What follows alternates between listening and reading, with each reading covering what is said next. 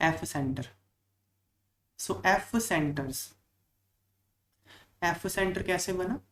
From German word फार्ब centre for colour. तो F का मतलब फार्ब सेंटर होता है, जिसका मतलब जर्मन में कलर होता है। F centres are centres containing unpaired electrons trapped in anionic vacancies of a crystal. तो एफ सेंटर क्या होते हैं? बोलते किसको हैं? ऐसे सेंटर जहाँ पे अनपेयर्ड इलेक्ट्रॉन फंसे होते हैं, और वो अनपेयर्ड इलेक्ट्रॉन कहाँ फंसे होते हैं? एनायोनिक वैकेंसीज में फंसे होते हैं। तो एफ सेंटर से क्या होता है? क्रिस्टल में कलर आ जाता है। कलर क्यों आता है? The colour results bye excitation of these electrons when they absorb energy from visible light falling on the crystal. तो जब क्रिस्टल पे लाइट पड़ती है तो इलेक्ट्रॉन कुछ एनर्जी एब्जॉर्ब कर लेते हैं और एक्साइट हो जाते हैं, और फिर जो एनर्जी उन्होंने एब्जॉर्ब नहीं करी वो रिफ्लेक्ट हो जाती है और वो आपको दिखती है कलर के फॉर्म में। देखो वाइट लाइट, ये मान लो एफ सेंटर है, यहाँ इलेक्ट्रॉन पड़ा हुआ है, वाइट लाइट यहाँ पड़ेगी। मान लो इसने कोई लाइट एब्जॉर्ब कर ली। वाइट लाइट में 7 कलर होते हैं, विब ग्योर। तो इन 7 लाइट में से कुछ कलर, ये अगर मान लो कुछ इलेक्ट्रॉन कुछ फ्रीक्वेंसी एब्जॉर्ब कर लेता है, तो कुछ फ्रीक्वेंसी एब्जॉर्ब करके ये हायर एनर्जी में चला जाएगा, कुछ फ्रीक्वेंसी एब्जॉर्ब कर लेगा। मान लो वी एब्जॉर्ब कर लिया इसने, तो अगर वॉयलेट एब्जॉर्ब कर लिया ना, तो फिर जो लाइट यहाँ से रिफ्लेक्ट होगी उसमें वॉयलेट मिसिंग होगा, तो जो बाकी कलर ह्यूमन आई को दिखेगा, वाइट में से वॉयलेट हटा दो वो दिखेगा, मतलब वॉयलेट का कॉम्प्लीमेंट्री कलर दिखेगा। तो नॉर्मली वो ग्रीनिश रीजन में होता है। तो इस तरह से कलर होता है। फिर एग्जांपल बताया, एफ सेंटर क्या होता है? तो इसने क्वेश्चन में एफ सेंटर पूछा था। एफ सेंटर क्या होता है? इलेक्ट्रॉन्स ट्रैप हुए हुए होते हैं एनायनिक वैकेंसी में, और वो अनपेयर्ड इलेक्ट्रॉन होते हैं, ये एफ सेंटर होता है, और इनकी वजह से क्रिस्टल में कलर आ जाता है। फिर बताया कलर क्यों आ जाता है? क्योंकि इलेक्ट्रॉन वाइट लाइट से कुछ एनर्जी अब्जॉर्ब करके एक्साइट हो जाते हैं, और जो एनर्जी वो अब्जॉर्ब वो नहीं कर पाते वो आपको दिख जाती है कलर के रूप में। फिर एग्जाम्पल बताया हुआ इसका। For example, when crystals of NaCl are heated in an atmosphere of sodium vapour. Sodium chloride के क्रिस्टल को सोडियम के वेपर में हीट कर दिया, क्या होगा? Sodium atoms are deposited on the surface of crystal. Sodium chloride के ऊपर सोडियम मेटल के वेपर डिपॉजिट हो जाएंगे। The chloride ion diffuse to the surface of the crystal. Crystal के अंदर से क्लोराइड आयन डिफ्यूज होके सरफेस पे आ जाएंगे और कंबाइन करेंगे सोडियम एटम के साथ। सोडियम एटम कहाँ से आए थे? वेपर जो कि कंडेंस हो गए थे सरफेस पे, तो नीचे से क्लोराइड आया, सोडियम के साथ रिएक्ट करके NaCl बन गया। तो this happens by loss of electron by sodium atom to form Na positive. तो इससे क्या होता है? ये रिएक्शन जब होती है तो क्या होता है? इलेक्ट्रॉन लॉस हो जाते हैं। देखो Na प्लस Cl माइनस, ये बन जाएगा Na positive Cl minus plus electron. तो सोडियम ने इलेक्ट्रॉन लूज कर दिए। तो ये जो इलेक्ट्रॉन होते हैं ये क्या करते हैं? जहां से क्लोराइड आया था क्रिस्टल के अंदर से वहां चले जाते हैं। The released electrons diffused into the crystal occupy anionic site and form F centre. तो वो एफ सेंटर बन गया।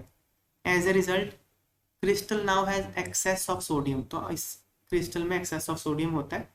दे impart yellow colour to the crystal of sodium chloride. Similarly, तो इससे क्रिस्टल सोडियम क्लोराइड का क्रिस्टल येलो हो जाता है। यहाँ डायग्राम दिखाई हुई है, एफ सेंटर इलेक्ट्रॉन ट्रैप हुआ पड़ा क्रिस्टल में। इसी तरह से लिथियम क्लोराइड में अगर एक्सेस ऑफ लिथियम आ जाए तो वो पिंक हो जाता है। पोटाशियम अगर एक्सेस आ जाए पोटाशियम क्लोराइड के क्रिस्टल में तो वो वॉयलेट या लिलिया हो जाता है।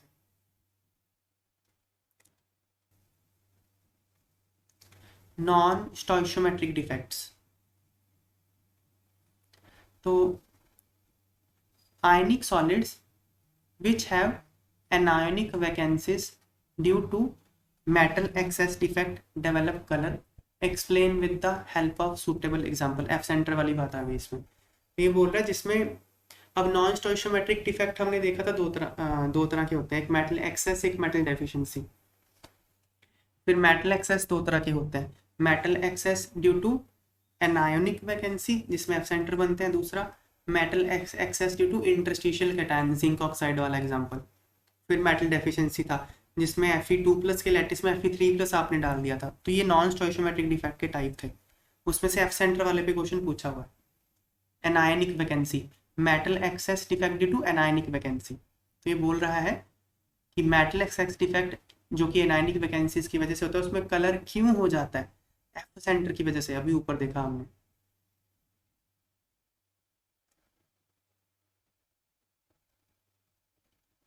तो ionic solids which have anionic vacancies due to metal excess defect develop color due to presence of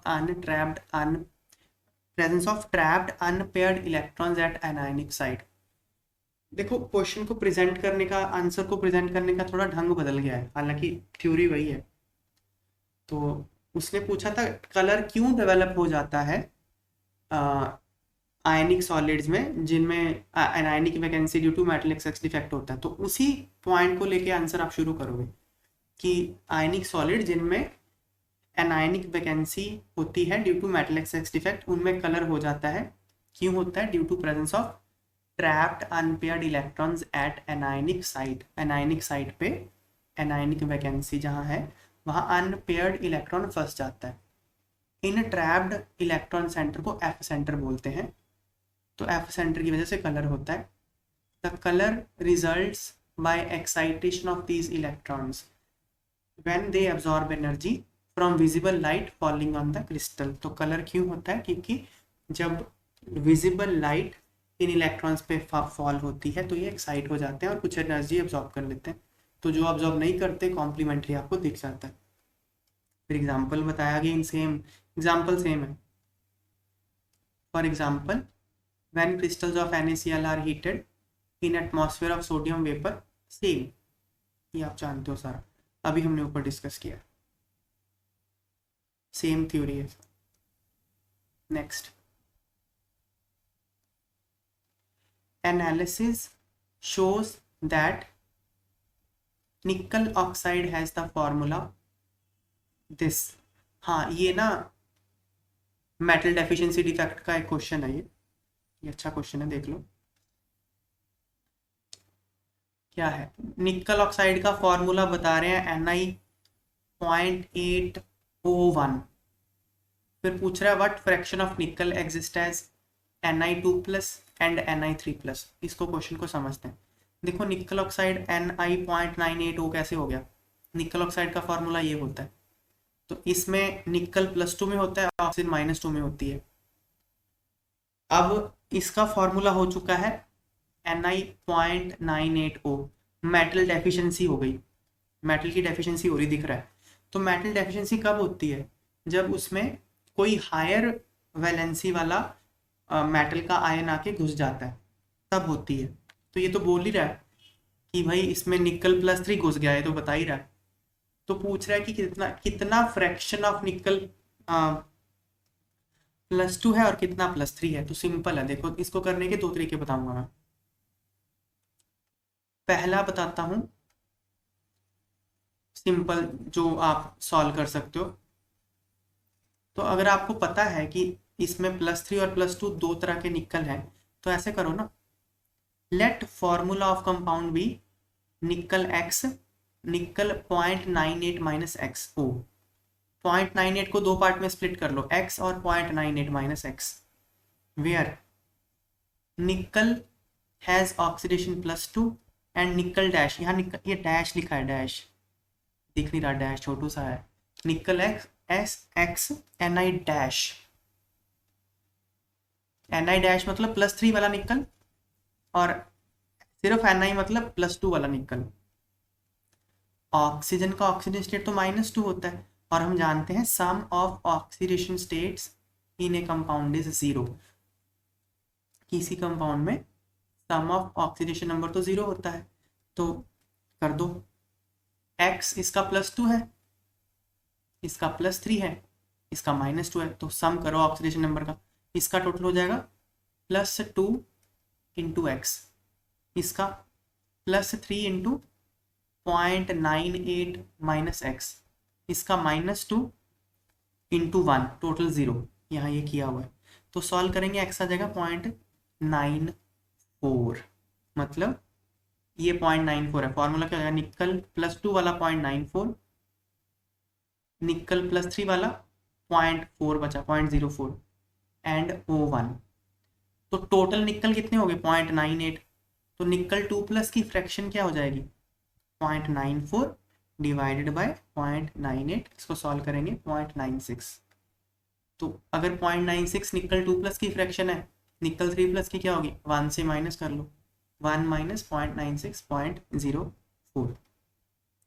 ये तरीका है कि इसमें दिमाग ज़्यादा लगता नहीं है, लेकिन कैलकुलेशन थोड़ी थोड़ी सी, वैसे बहुत तो नहीं है, थोड़ी है। एक और तरीका बता रहा हूँ, देखो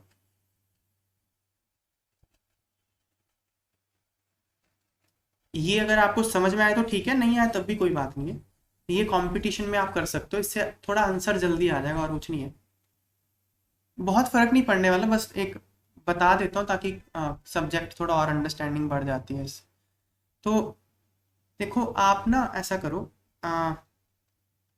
निकल ऑक्साइड इमेजिन करो, इसके 100 मॉलिक्यूल्स थे, फार्मूला यूनिट बोलना चाहिए क्योंकि आयनिक कंपाउंड है, तो 100 फार्मूला यूनिट थे निकल ऑक्साइड के। तो उसमें क्या होगा, निकल 2+100 होंगे और O2 -100 होंगे। अब ये बोल रहा है कि इसमें निकल 3+ घुसाना है, ठीक है ना, तो निकल 3+ इसमें घुसाना है।